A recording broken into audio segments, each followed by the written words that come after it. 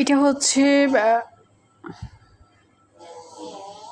সরিষার শাক, আর এটা হচ্ছে মরিচ ভর্তা। সরিষার শাকটা আমি শুধুমাত্র সিদ্ধ করেছি, নাথিং এলস। গরম পানিতেই, ফুটন্ত গরম পানিতে একটু লবণ দিয়েছি পরিমাণ মতো, তারপর দিয়ে শাকটা আমি ঢেলে দিয়েছি।